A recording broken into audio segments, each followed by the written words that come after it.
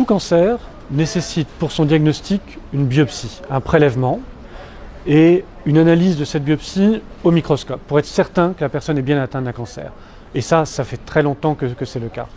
Mais très souvent, au cours de la vie d'un patient atteint de cancer, on va vouloir savoir à quoi ressemble son cancer, ce que contiennent ses cellules, quelles sont les anomalies exprimées, de manière à pouvoir utiliser cette information à notre avantage, bien sûr, celui du patient, pour utiliser tel médicament ou tel médicament.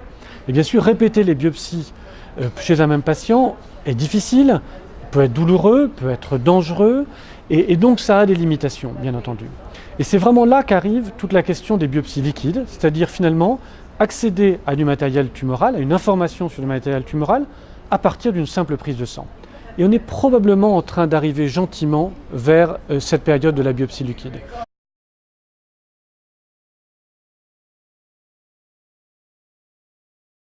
Alors soit en utilisant ce qu'on appelle les cellules tumorales circulantes, c'est-à-dire des cellules qui se baladent dans le sang, en les récupérant avec différentes techniques et en les analysant.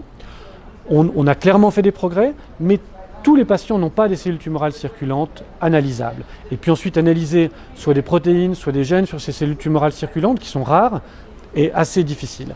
C'est une première piste de recherche. Il y a une deuxième piste de recherche qui est extrêmement prometteuse et qui arrive.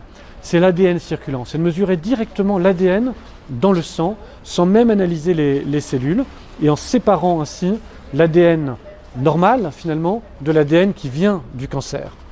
Et ça, c'est vraiment une technique qui est en train de progresser à toute vitesse et qui pourrait bien remplacer dans les années qui viennent le fait de répéter des biopsies pour pouvoir savoir ce que ce satané cancer contient pour qu'on puisse mieux le combattre.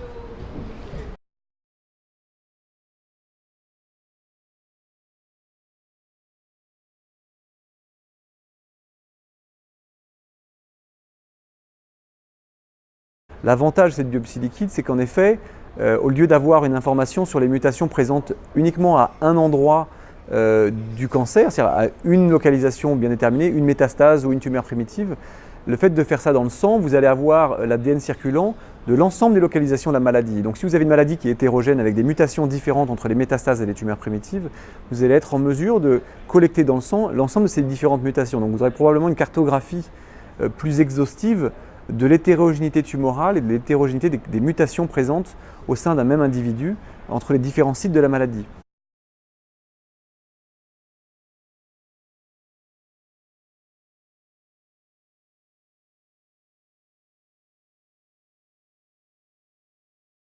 Avec des technologies hautement sensibles, comme la PCR digitale, on retrouve de l'ADN circulant chez la grande majorité des patients et il est possible, dans ce cas-là, de trouver ce qu'on appelle des mutations hotspot, qui sont des mutations récurrentes sur le même site. Donc là aujourd'hui, la première application simple de l'ADN circulant, ça va être le diagnostic moléculaire à large échelle sur des anomalies génomiques de type hotspot. Donc ça c'est aujourd'hui. Et d'ailleurs il y a eu dans la semaine des enregistrements de médicaments sur la base d'ADN circulant. La perspective c'est quoi? 1.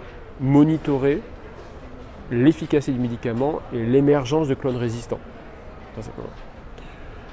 Deuxième perspective, pouvoir faire des larges panels de gènes avec du séquençage à haut débit.